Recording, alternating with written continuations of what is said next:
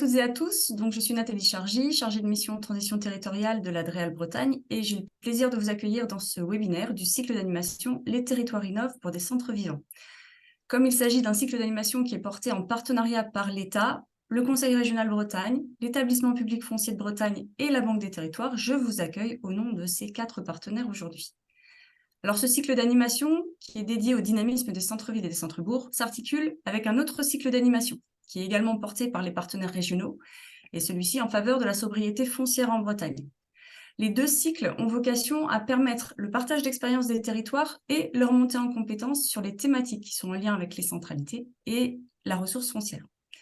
Alors, la rencontre du jour s'inscrit dans un cycle de webinaires courts, intitulé « Approche du coût du renouvellement urbain », et c'est un cycle dédié qui vient compléter des webinaires que nous avions déployés en novembre et décembre 2021 sur les friches urbaines et l'atteinte de l'équilibre financier sur celles-ci.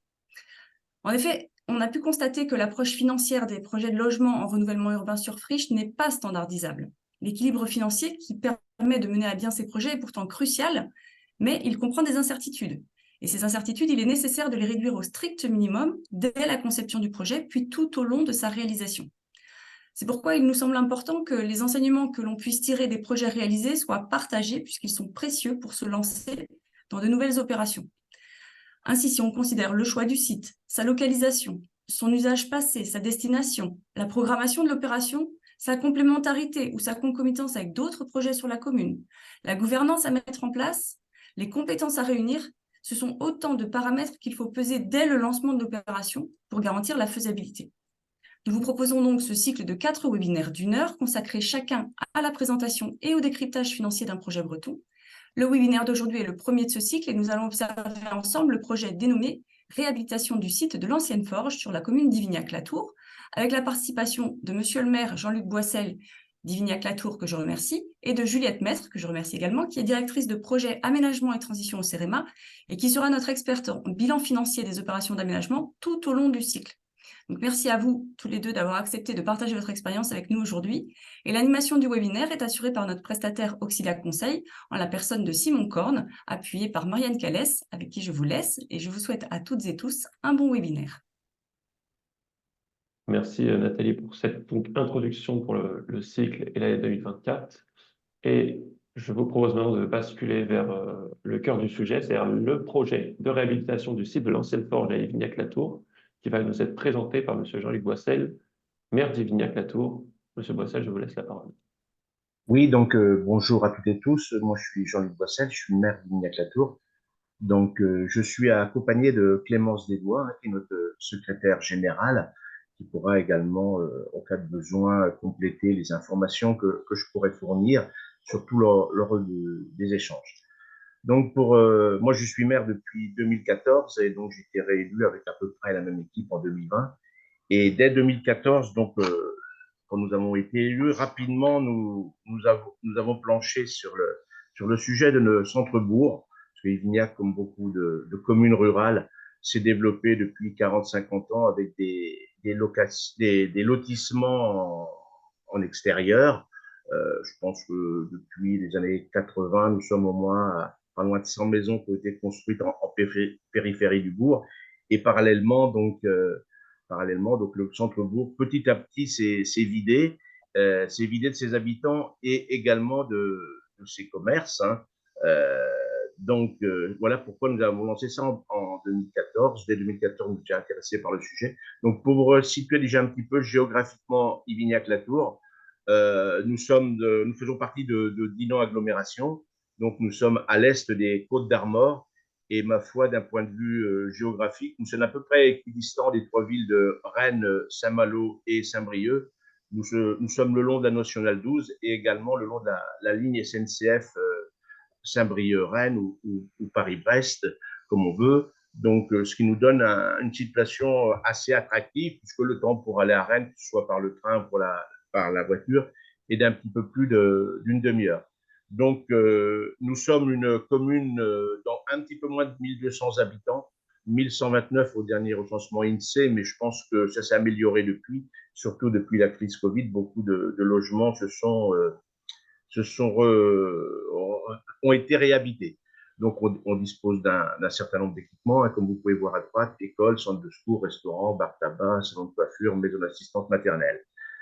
Donc, en 2014, comme je le disais, donc nous avons déjà eu ce constat de baisse d'attractivité du centre-bourg et on souhaitait rapidement lancer une opération pour essayer de redynamiser tout ça. Malheureusement, on s'est heurté à un problème, c'est que notre système épuratoire de la commune, assainissement collectif, n'était plus aux normes. Donc, dans un premier temps, nous avons eu à régler ce souci en créant une station bout activée qui nous a emmené environ jusqu'en 2017-2018. Donc, parallèlement à ça, donc, on a intégré Dinan Agglomération. Et dans Dinan Agglomération, nous avons lancé donc, notre PLUIH à l'échelle des 65 communes de l'agglo. Et entre autres, parmi les sujets traités, ce sujet de l'étalement urbain qu'il fallait absolument diminuer et dans le futur qu'il faudra stopper, et également la nécessité donc de reconstruire, reconquérir nos centres-bourgs en essayant d'installer des logements, en essayant également d'installer des commerces et également comment dire, de faciliter les déplacements à l'intérieur du bourg. Donc voilà la première slide. Donc en 2018, donc comme je vous disais, notre système épuratoire étant à jour, on s'est remis sur le projet de redynamisation. Donc au départ, on avait identifié le petit secteur dont on va parler tout à l'heure, la Forge, mais on a voulu voir plus large, encouragé également par Dinan Agglo à faire une véritable étude urbaine. Donc on a recruté un bureau d'études avec un architecte, un paysagiste et un urbaniste, un bureau d'études de Rennes. Donc, rapidement, on a mis en place un COPIL donc, qui était forcément composé de nous, les élus. Nous avons également mis la DDTM, le CAE, Dinan Agglo, l'EPF, le conseil départemental et la DRAC, donc l'ABF, puisque donc, notre commune, l'église est classée au monument historique. Donc, ce qui rajoute une contrainte sur tout ce qui est construit dans le centre-bourg. Donc, parmi les actions que nous avons mis en place, nous avons mis une large consultation avec les habitants. Donc, nous avons organisé plusieurs réunions. Nous avons également fait des réunions, alors des réunions plénières, des ateliers. Nous avons également fait des déambulations dans le centre-bourg pour bien se rendre compte de tout ce. Donc, on a regardé les maisons, comment dire, surtout ce qui était vacant, et essayer de cibler tout ce qui était nécessaire pour rendre notre bourg plus attractif et plus vivant. Voilà, slide suivant. Si vous pouvez passer à. Donc, précédent. Donc, on a fait donc une étude urbaine sur toute la périphérie du bourg. On s'est rapidement rendu compte que c'était bien sûr impossible de tout réaménager, ne serait-ce que par l'ampleur du travail, mais également à cause des moyens qu'on aurait pu avoir. Donc, on a défini en fait trois endroits stratégiques qui nous semblaient les plus urgents à rénover et à réhabiliter. Donc, le cabinet d'études a également fait une étude financière de ces trois projets et il a également comment dire, organisé la phase prévisionnelle des investissements réalisés pour mener à bien ces projets a été esquissé. Donc, sur le slide suivant, on a le plan du bourg. Donc, voilà le centre-bourg d'Ivignac-Latour. Donc, en fait, trois projets ont émergé. Alors, je vais commencer par le bas. Donc, le site de la Forge, qui pour nous a été le site prioritaire. Alors, vous voyez, on espérait lancer ce projet en 2021-2023, pour au moins le réaliser. Malheureusement, comme partout, on a subi le Covid, donc ce qui a fait que tout a été décalé.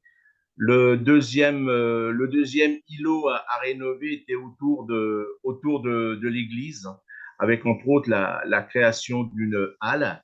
Et le troisième était la réhabilitation tout en haut de ce qu'on appelle la grainerie. Hein. Là, c'était un marchand de grains qu'il y avait il y a encore 30 ou 40 ans, avec un certain nombre de terrains derrière, qui est un bel espace qui, dans un troisième temps, lui, pourrait être à son tour rénové, qui permettrait sans doute d'accueillir des commerces sur la partie ancienne et sur la partie arrière du logement. Donc, concernant le bourg, voilà les trois endroits. Donc, dans le cœur même du bourg, on avait une friche importante, une friche dite de la Forge. Donc, vous voyez quelques photos. Alors, la photo en bas, c'est la photo de façade. Donc, il y a deux anciens commerces. Donc, le bâtiment marron, là, qui est un ancien dépôt de pain, le bâtiment avec une devanture rouge, qui est une ancienne boucherie, et la maison sur la droite. Donc, là, on est vraiment dans l'hypercentre du bourg. Et sur la photo en haut, vous voyez l'arrière. Donc, là, le bâtiment qu'on voit, c'est l'arrière du restaurant. Mais sur la partie gauche, la partie qui est un petit peu là, arborée, en fait, c'est des vieux bâtiments, donc l'ancienne forge, ainsi que des bâtiments qui étaient à l'arrière de la boucherie. Donc, tout ça, on a rapidement défini parmi les demandes qui avaient été faites par la population lors de l'étude urbaine, le besoin de boulangerie a été le principal souhait évoqué. Alors, effectivement, il n'y a qu'on n'a plus de boulangerie depuis presque 20 ans. Par contre, on avait un point de vente d'un boulanger d'une commune voisine, mais qui souhaitait arrêter de toute façon. Donc, on a entrepris d'acquérir. Donc, la commune était propriétaire de l'ancien point de vente de boulangerie, mais par contre, la partie boucherie et la maison à droite appartenaient à un privé. Donc, la première action a été de l'acheter. Donc, pour l'acquérir, on a signé une convention avec l'EPF. Et donc, la première phase a été la phase d'acquisition de ces deux bâtiments pour un montant de 130 000 euros. Donc, comme je vous l'expliquais, à l'arrière et même dans les bâtiments, ben voilà, c'était très ancien et très abîmé. Donc, il a été nécessaire de lancer une phase de démolition, de dépollution et de curage. Puisqu'il y avait un petit peu de tout, hein. Il y avait de l'amiante, il y avait de l'amiante en toiture, il y avait de l'amiante également dans l'école des carrelages, ainsi de suite. On avait également, donc sur ces bâtiments avant, il y avait une ancienne station essence. Donc à l'arrière, on avait des cuves à essence enterrées. Il a fallu enlever tout ça. Et donc on a fait un groupement de commandes avec l'EPF, puisque une partie du bâtiment appartenait déjà à la mairie et l'autre partie appartenait à l'EPF. Et donc c'est l'EPF qui a mené à bien cette phase de démolition, dépollution, qui, elle, s'est terminée à l'automne 2023. Donc, pour mener à bien cette opération, on a pu bénéficier d'un fonds friche qu'on avait obtenu en 2021. C'est ça, Clémence. Donc, slide suivant. Donc, voilà le plan, en fait, du bâtiment. Hein. Donc, en haut, il y a la rue qu'on voyait tout à l'heure. Donc, toute la partie bleue, donc c'est les deux anciens commerces, hein, le point de vente boulangerie et la boucherie. En vert, c'est la maison d'habitation qu'il y avait à côté. Et en rouge, en dessous, c'est tous les bâtiments qu'on a dû démolir un par un, curer pour faire en sorte d'avoir un bel espace à l'arrière, ça couvre environ 3500 mètres carrés.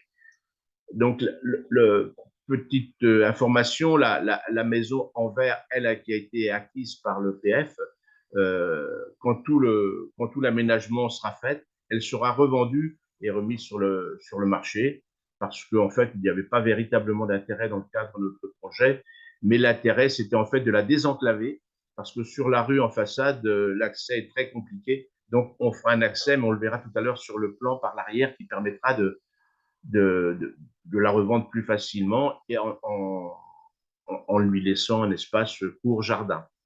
Donc, tout ce qui est en rouge est tombé et tout ce qui est en bleu a été nettoyé à l'intérieur.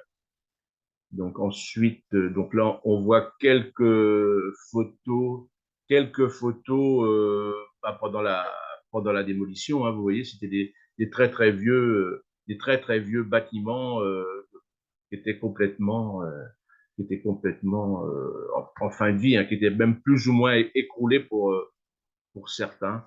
Donc la phase de démolition curage a duré environ 3 mois, de juillet à fin septembre, début octobre l'an dernier. Donc une fois toute cette opération, donc fallait nous relancer dans la phase de reconstruction. Donc, comme on voulait faire des logements et que la commune n'a pas forcément ni les moyens ni la vocation d'être un bailleur social, donc on a recherché un bailleur social comme partenaire. Et donc, c'est HLM Larance, du secteur de Dinan-Saint-Malo, qui a été, retenu. Donc, on a embauché un maître d'œuvre en commun. Pourquoi on l'a fait en commun? Parce que si la commune veut reconstruire la boulangerie qui restera sa propriété, les logements qui sont au-dessus de la boulangerie, qui seront au-dessus de la boulangerie, eux ont vocation à devenir des appartements qui seront en location. Donc, comme on travaillait sur le même bâtiment, avoir un maître d'œuvre en commun est quand même important pour qu'il n'y ait pas de raté,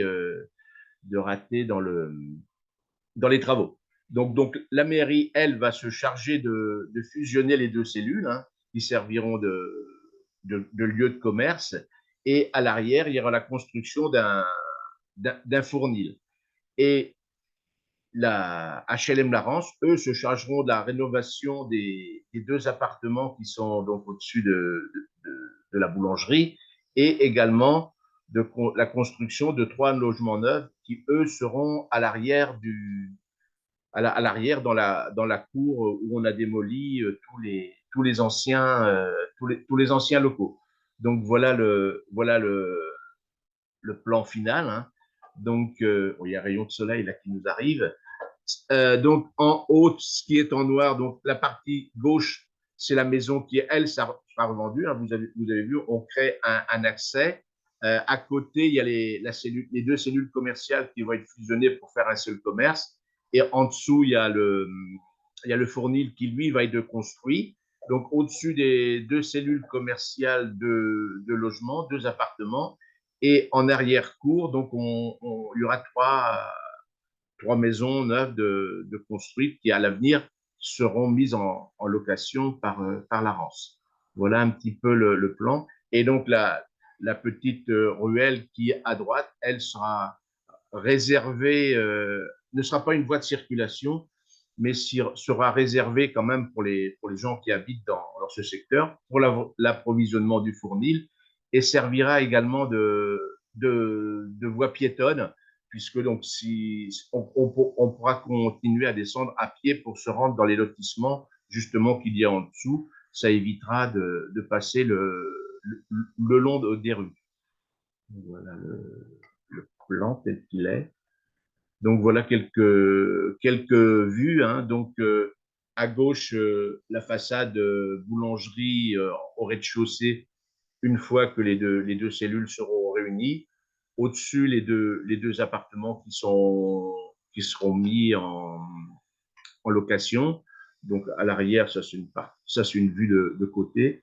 À droite sur ce dessin, donc vous voyez l'arrière de la boulangerie avec le fournil qui sera construit, qui est un petit peu plus bas.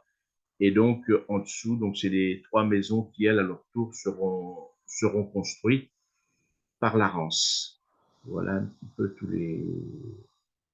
tout ce qui sera fait. Et bien, parfait. On arrive à la fin Donc, de cette présentation. Oui, où nous en pardon, je vous ai sommes coupé. aujourd'hui, quand même un petit mot où nous en sommes. Donc là, actuellement, nous sommes en train de recruter les entreprises, hein, comme on a avec l'Arance.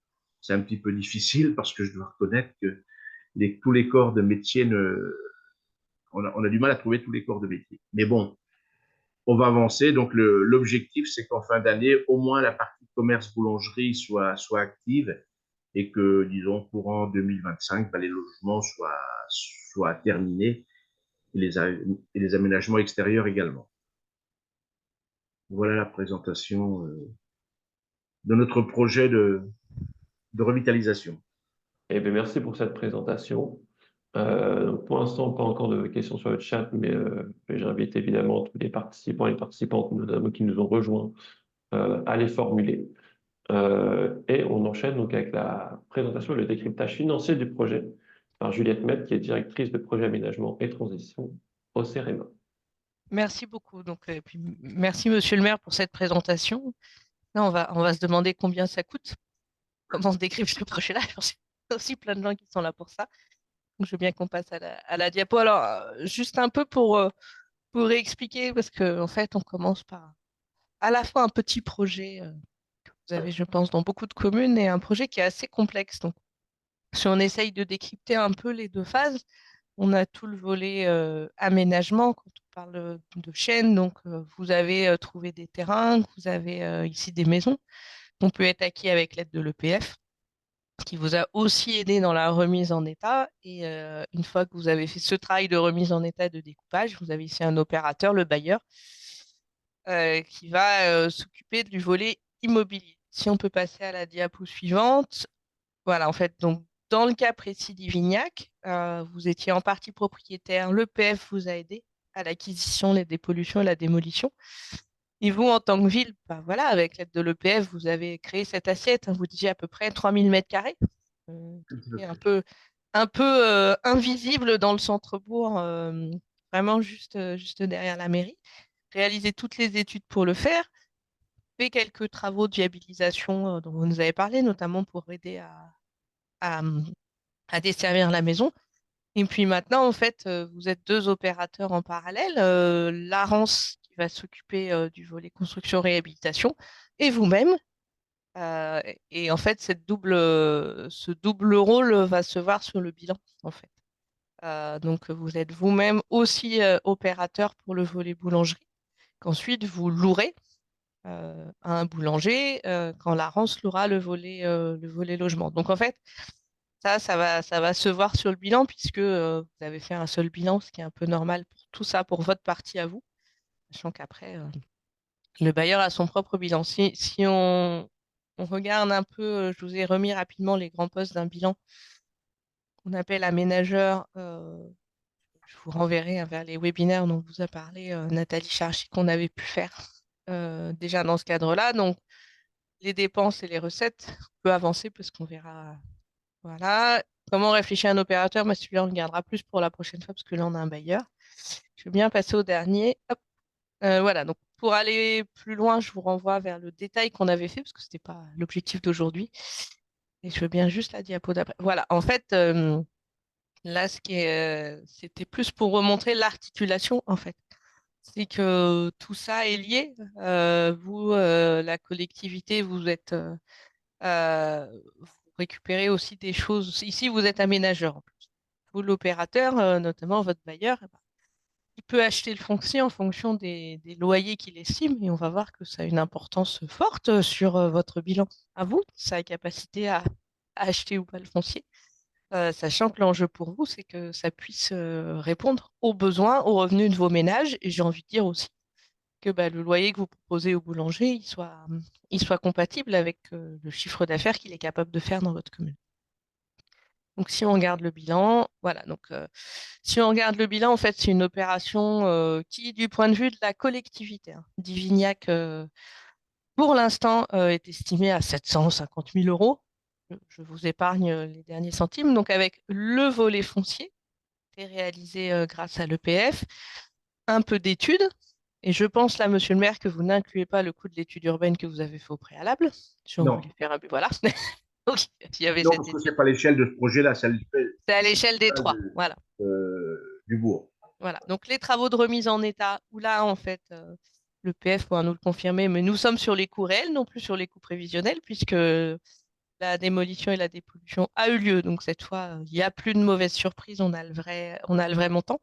Vous voyez que ces coûts de remise en état, là, qui représentent 174 000 euros, ça représente presque un quart du bilan, quand même, pour la collectivité. Oui, Donc, oui. c'est des coûts qui sont loin d'être négligeables, même si en montant, ils ne sont pas énormes. Et ensuite, vous avez tout le volet de viabilisation, l'arrière dont vous nous montrez le plan, et la partie construction. C'est pour ça que votre bilan est un peu mixte. La partie, en fait, réhabilitation et construction la boulangerie. Voilà, donc c'est pour ça que le bilan est un peu mixte. Et en recette en face, bah, qu'est-ce que vous avez? Bah, en termes de foncier, vous allez la maison que vous Oui. espérez revendre. Et puis, la cession en fait à la SA la rance qui se fait en fait à l'euro symbolique, puisqu'en Oui, fait, oui, oui. voilà, ils ont pas ce type de projet permet pas en fait de leur vendre le foncier. Donc, le foncier, il est cédé. Donc, comment vous arrivez, alors pas à l'équilibre, hein, aujourd'hui, vous êtes à 620 000 euros de recettes, c'est notamment grâce aux aides. Donc, celle du fonds Friche, la DSIL, et puis les aides des différentes collectivités. Donc, si je ne me trompe pas, il y a Dinan, il y a la région Et le département. et le département. Voilà. Donc, effectivement, sur ce type d'opération, donc ça, c'est pour la production de 5 logements locatif et d'un local commercial. Voilà. Donc, si dans les choses qu'on pouvait voir aussi, c'est vrai que par rapport, parce que je vois qu'il y a une question sur les concessions, en fait, là, comme vous avez tout fait à la fois en régie, mais avec l'aide d'un certain nombre d'acteurs, donc effectivement l'EPF, qui, en vous assurant le portage, en assurant en amont les travaux de requalification, vous permet pour l'instant de ne pas avoir à emprunter, donc de ne pas avoir de frais financiers. Ça a un Ouais, ça, c'est impact non vraiment. négligeable sur votre bilan aussi. Et après, on en discutait avec votre secrétaire général, c'est que par contre, vous comptez pas vraiment le temps que vous y passez, ni vous ni elle. Alors que quand on Ouais, verra d'ailleurs. d'autres opérations, il y a des opérateurs, un opérateur, il doit rémunérer son personnel dans le cadre de l'opération, ce qui n'est pas votre cas. Vous payez votre secrétaire général, ça je ne m'inquiète pas, mais vous n'imputez pas son temps sur l'opération, ni le vôtre, qui j'imagine doit aussi être Non. important. Donc c'est vrai que sur tous ces frais-là qui apparaissent à zéro, assez classiquement dans les opérations qui sont menées par les collectivités. Et donc effectivement, on voit que ce type de projet-là, sans aide, déjà en ingénierie amont, parce que vous nous l'avez bien rappelé, hein, toute l'ingénierie qui a été mise, cette étude globale, l'appui des partenaires, et ensuite, sans appui financier aujourd'hui, c'est des opérations, je pense que vous ne me contredirez pas, qui ne peuvent pas sortir en ne s'appuyant que sur vos ressources propres, en fait. Donc là, il vous restera vos loyers à intégrer de la boulangerie. Voilà, mais il vous reste aujourd'hui quand même un déficit encore de 130 000 euros. Je pense que vous allez devoir louer la boulangerie quelques années pour Oui. réussir à couvrir ce montant-là. Voilà, donc, mais on voit que c'est un projet qui peut sortir grâce à ces aides-là et à tous les partenaires que vous avez su aussi mobiliser tout au long de l'étude. Et je Eh bien, crois que c'est la merci, dernière. Voilà. tout à fait. Merci pour ces éléments. Et donc, la transition a été toute faite sur les questions et les remarques avec cette premier élément de réponse sur la concession d'aménagement. Je pense qu'on y a répondu. Madame Cadio, Donc, n'hésitez ce pas à n'est nous. pas une concession d'aménagement, en fait. Il n'y a pas d'aménageur, c'est la collectivité Non. qui réalise en régie. Par contre, il y a des groupements de commandes. Donc, chacun reste maître d'ouvrage, mais profiter en fait là aussi de, de l'ingénierie de l'EPF et du bailleur pour recruter en fait de manière conjointe. Mais il n'y a pas de concession d'aménagement. Et on avait une autre question sur les financements apportés par le département et la région. Je ne sais pas si vous voulez apporter des éléments là-dessus. Je peux en apporter si vous le voulez. Sur ce sujet-là, donc, nous, dans les comptes d'Armor et Agrinon Agglomération, donc, au niveau d'un mandat, grosso modo, le département nous accorde un montant pour la commune d'Ivignac qui est d'un peu plus de 150 000 euros. Mais évidemment, après, on le met sur les projets que l'on souhaite.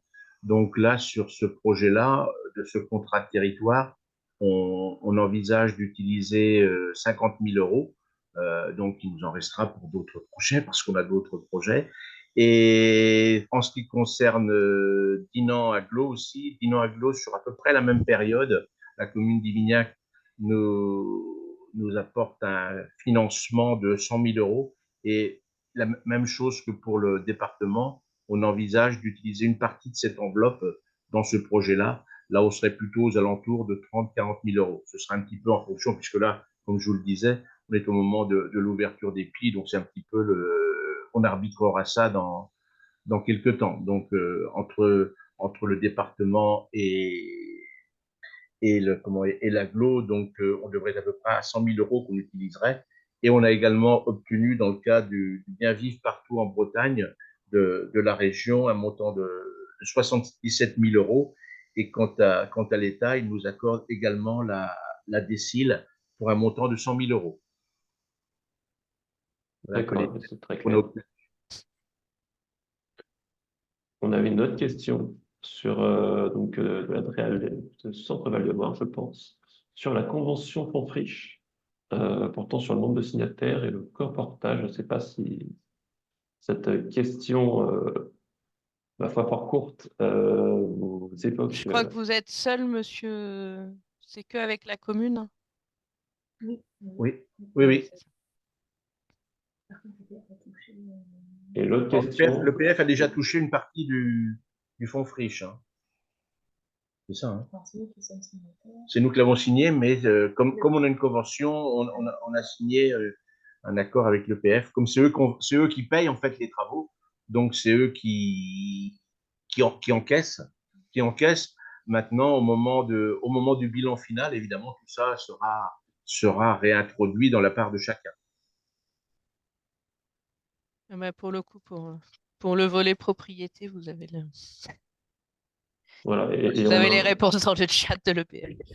voilà, avec Antoine Morin, le PF, qui précise que le PF, via la minoration, réduit la dépense de la commune Ah de oui, c'est vrai qu'il y a 150 aussi une 000 minoration euros. foncière. Voilà.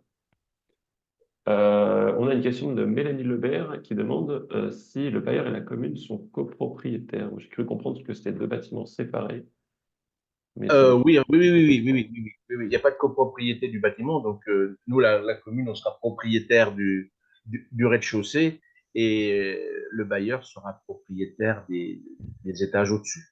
C'est le même bâtiment. C'est le même bâtiment, ouais. Donc ça d'accord. sera quand même une copropriété, je Oui, il y a pense. une copropriété, mais encore, ça, c'est pas encore, comment dire, parce qu'à la fin, on a prévu de refaire de faire venir un géomètre pour bien, pour bien remettre tout ça comme ce sera une fois construit. On a une autre question sur le montant justement du loyer prévisionnel de la boulangerie. Et moi, j'en profite pour vous poser cette question pour savoir si quand vous êtes lancé, vous avez d'abord sondé autour de vous pour vérifier la viabilité du projet et être sûr que vous pourriez trouver justement des boulangers pour occuper votre local. Voilà. Alors, Qu'est-ce qu'il en est de cette partie du projet? déjà, sur cette partie-là, on a déjà un boulanger qui s'est positionné. On a un monsieur qui habite la commune depuis quelque temps, dont le métier est boulanger, et qui, lui, souhaite reprendre, enfin, pas reprendre, il souhaite créer l'activité. Donc, lui, il n'a qu'une hâte, c'est que le bâtiment soit construit pour s'installer. Donc, c'est un boulanger qui a une quarantaine d'années, qui est motivé. Donc, quant au montant du loyer, on ne l'a pas encore clairement défini. Parce que nous, l'objectif, bien sûr, de la commune, c'est essayer, grâce à, comment dire, le loyer, de, de nous rembourser petit à petit. Maintenant, notre objectif aussi, c'est de faire vivre nos centres-bourgs en y créant de l'activité et du dynamisme. Donc, je pense qu'on sera sur un loyer qui devrait tourner autour de, allez, 700 euros par mois environ, quoi. Quant à lui-même, il a fait quelques études concernant le bassin de vie, hein, sur notre secteur. Donc, il n'y a que 1200 habitants environ. Plusieurs communes autour de nous qui, malheureusement, n'ont plus de boulanger.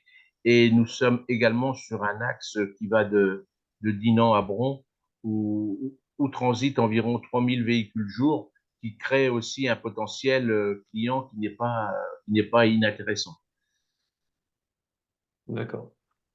On a une autre question de Gaël Avila, qui est plutôt sur le volet financier, qui demande s'il n'y a pas des pistes permettant de générer des recettes autres que les financements publics et les loyers, ce qui nous a été présenté aujourd'hui.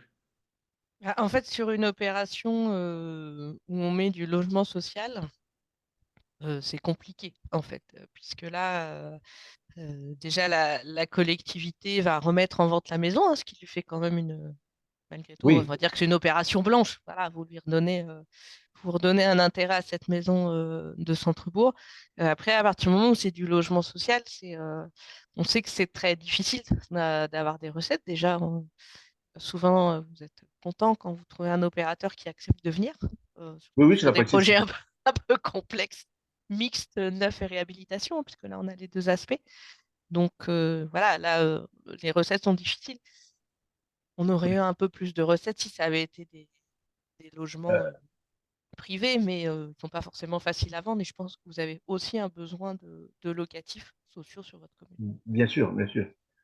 Donc, c'est vrai que les bailleurs sociaux n'étaient pas forcément attirés par la partie réhabilitation. Euh, un certain nombre d'entre eux, enfin pas beaucoup, mais on en a sollicité deux ou trois autres.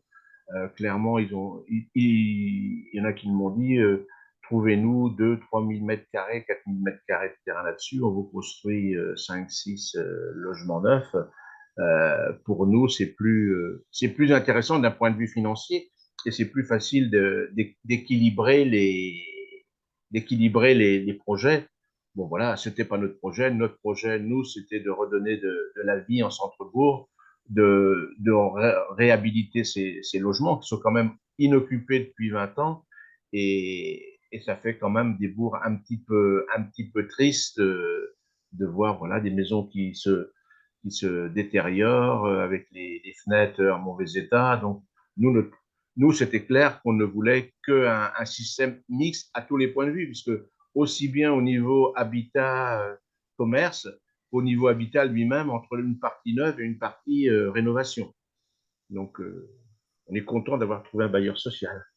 Donc après, pour répondre, la seule piste peut avoir, c'est dans ce cas-là de partir sur des opérations multisites, en fait, ou des opérations d'un peu plus grande ampleur, en espérant que dans le lot, il y ait des terrains un peu moins compliqués, voilà, qui peut permettre en fait d'avoir des jeux de péréquation entre une partie un peu plus complexe. Mais là, j'ai l'impression que Monsieur le maire, les deux autres sites que vous avez identifiés ne seront pas forcément plus faciles. Donc, Non, non, ça... non, non. Et on a même lancé une autre opération avec le PF, puisqu'il y a alors là, on sort un petit peu de ce contexte-là, mais on a également une autre friche en zone urbaine, en bordure du bourg, là, de 6500 mètres carrés qui s'est vendue. Donc la commune, on a fait jouer notre droit de préemption dessus avec le PF. Mais là, c'est pareil, il y a encore une grosse phase de démolition, dépollution, donc qui va être également coûteuse. Euh, c'est aussi la réalité des projets en centre-bourg. On le sait qu'il va falloir beaucoup d'argent pour mener à bien toutes ces opérations. C'est bien plus simple de faire un lotissement, hein.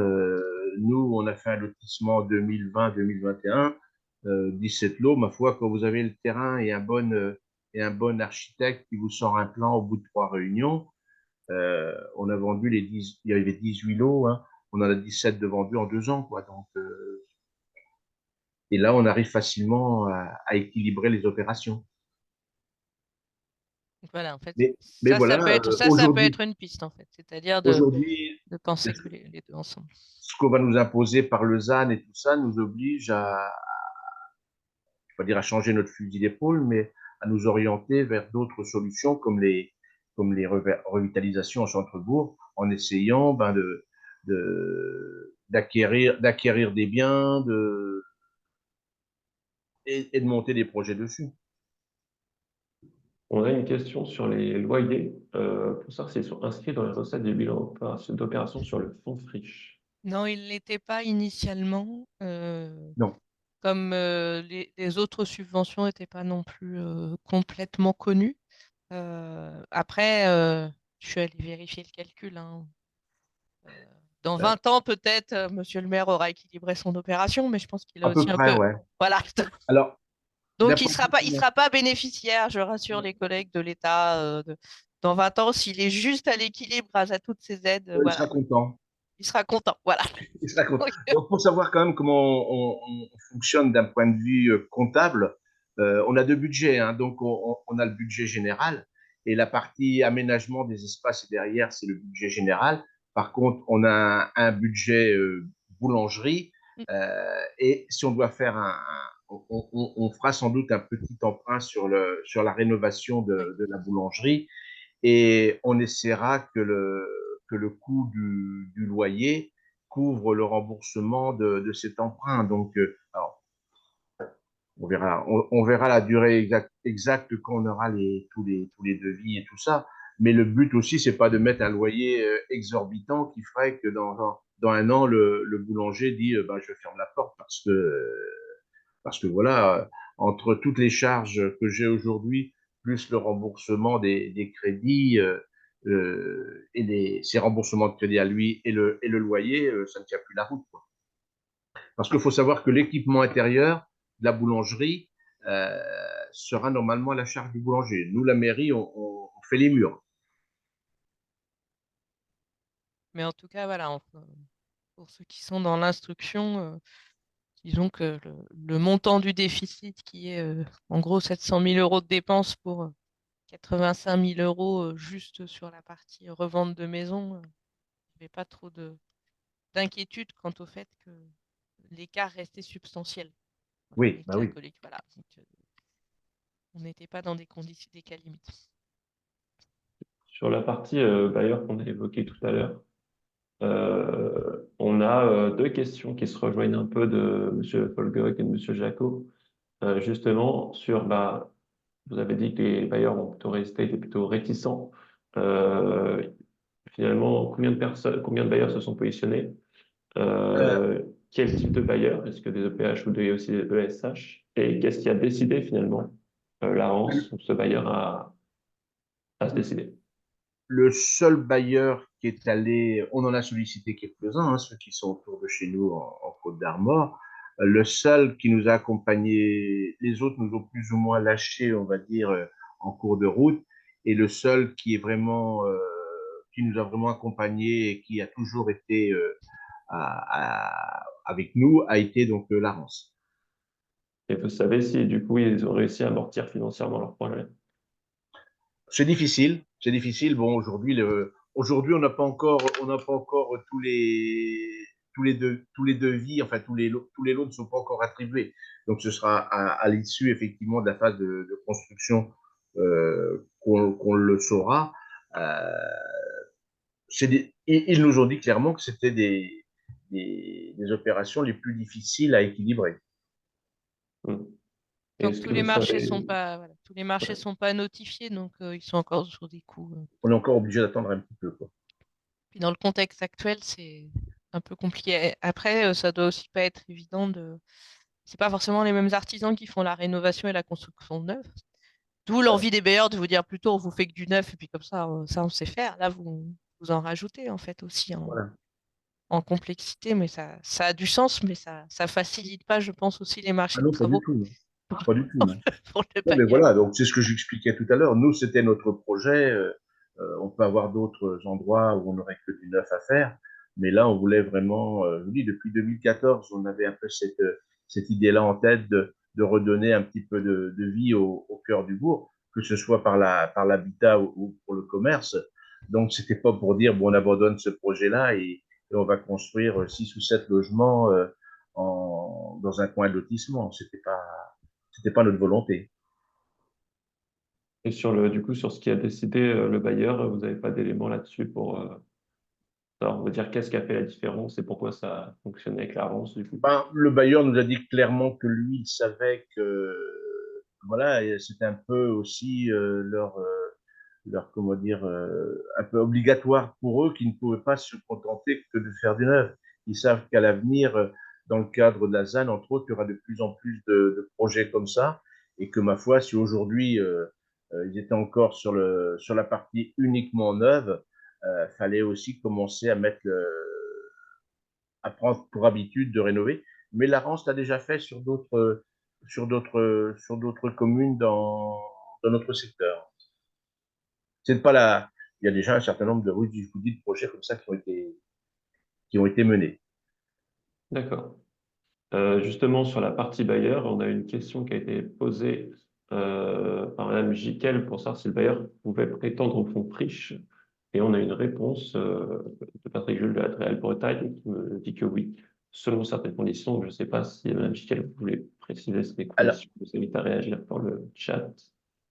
Je ne sais pas s'il y a quelqu'un qui veut ouais, donc, ajouter. de toute façon, le bailleur social n'est pas intervenu dans la partie démolition des constructions, puisque ça s'était mené conjointement avec l'EPF. Donc, nous, en fait, l'EPF et la commune livrent au bailleur social et à la commune un terrain propre débarrassé de tous les anciens logements, des bâtiments curés, tout ça, prêt à rentrer dans la phase construction-rénovation. Excusez-moi. Euh, je vais vous remettre le partage d'écran. J'avais une autre question sur la partie initiale, l'étude urbaine qui a été menée, notamment la concertation citoyenne qui Oui, en a découlé. Donc, vous avez expliqué que un des éléments saillants, c'était notamment c'était notamment hop, l'avis de pour maintenir une boulangerie. Est-ce qu'il y a eu d'autres éléments qui sont revenus de cette concertation citoyenne? Qu'est-ce que vous en retenez de cette expérience? Est-ce qu'aujourd'hui, notamment sur la phase travaux, j'imagine qu'en centre-bourg, il y a des impacts, ce travail préalable a un impact positif ou pas d'ailleurs? ben, je crois que. Alors, déjà, c'était un petit peu compliqué parce on l'a mené sur la période 2019-2020. Donc, sur la fin de l'année 2020, 2019, début 2020, ça a été facile, mais la deuxième partie a été faite pendant la période Covid. Donc, ça nous a un petit peu compliqué la vie aussi.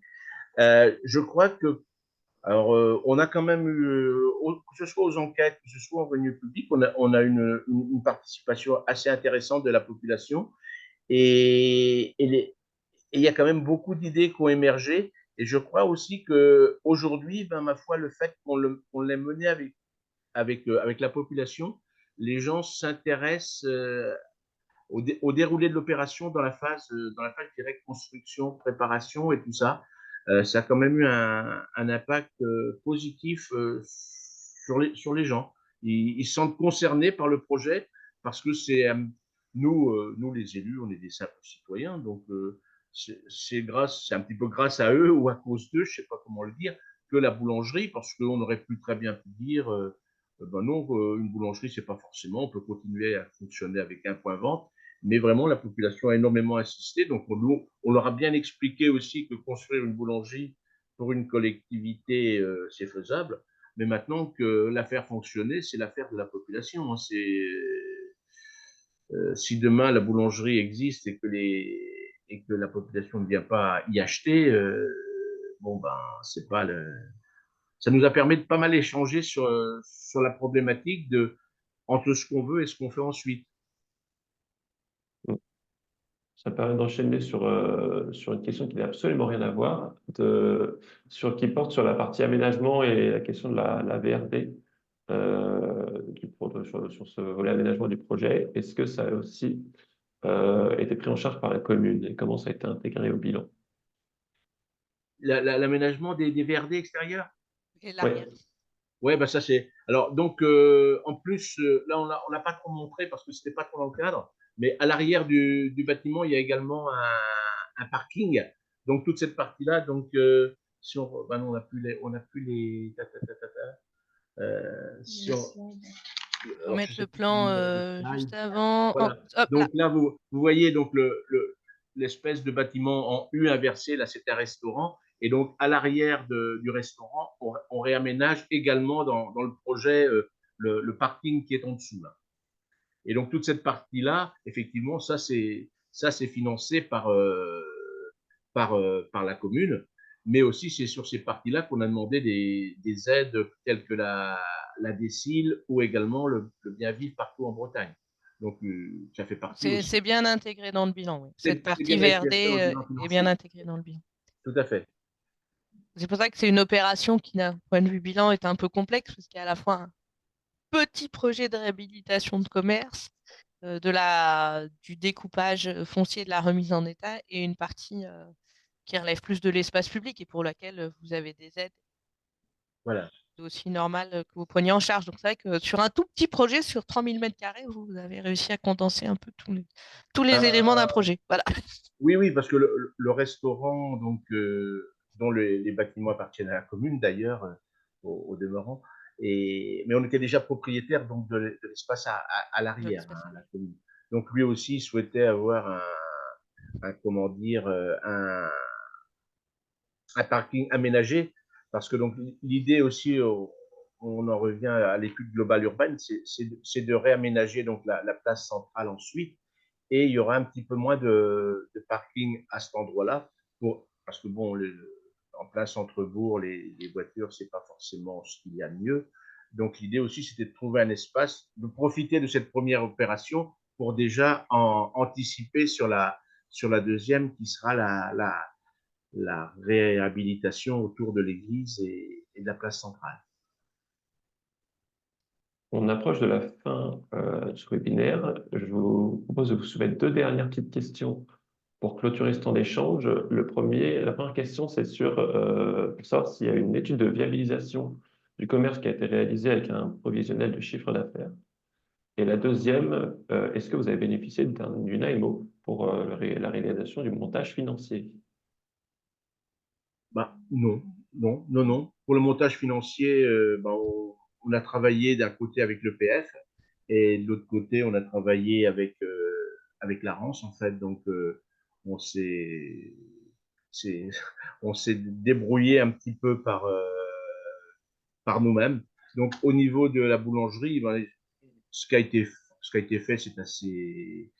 Ce qui a surtout été évoqué, c'était notre bassin de vie autour du bourg et le nombre d'habitants potentiels que le boulanger pouvait servir, qui normalement, c'est estimé entre 1200 et 1500 personnes, qui est le nombre à partir duquel une boulangerie, je dirais en fonctionnement familial, hein, donc avec deux personnes,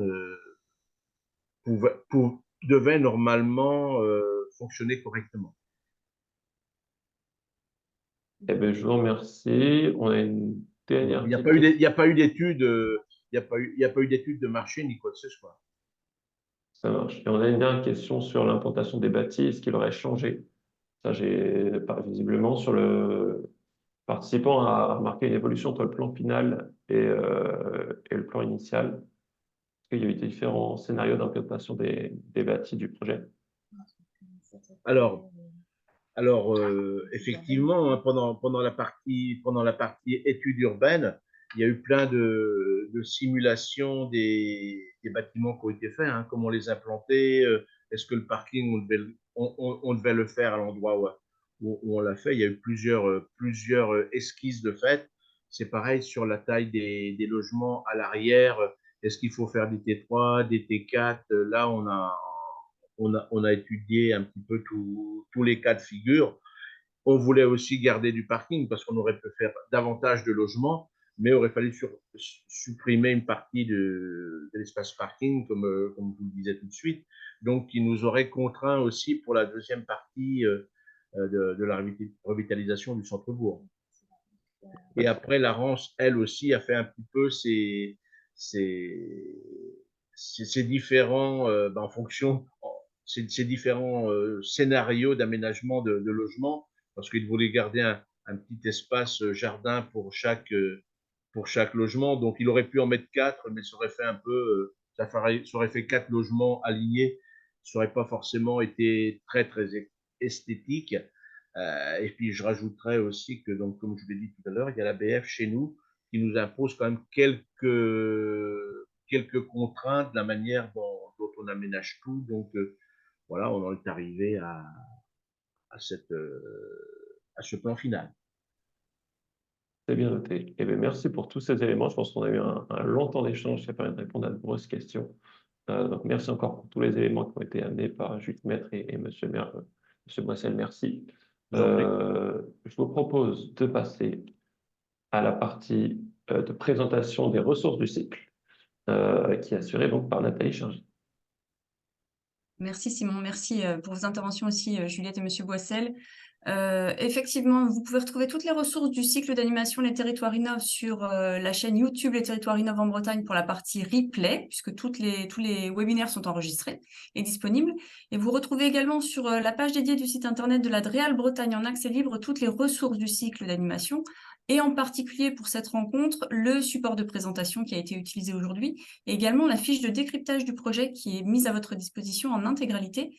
Ça, ce sont pour les ressources. Et je vous invite pour les prochains rendez-vous à nous retrouver pour poursuivre ce cycle court le 20 février pour une présentation d'un autre projet qui est celui du Parc des Découvertes, la Friche Céphale à Saint-Malo, avec le groupe Réalité. Et puis nous poursuivrons après les vacances scolaires le 12 mars et le 26 mars sur 2 autres projets, l'un sur la commune de Quessoy, l'autre sur la commune de Pontcroix, le dernier étant porté par un bailleur social. Merci à tous pour votre participation. Je pense que nous avons répondu à un certain intérêt à partir du moment où on a pu constater 115 participants. C'est donc que nous sommes sur un sujet qui vous interpelle en tout cas et sur lequel vous êtes en recherche d'informations. Nous sommes ravis de pouvoir y répondre. Merci à vous et belle semaine.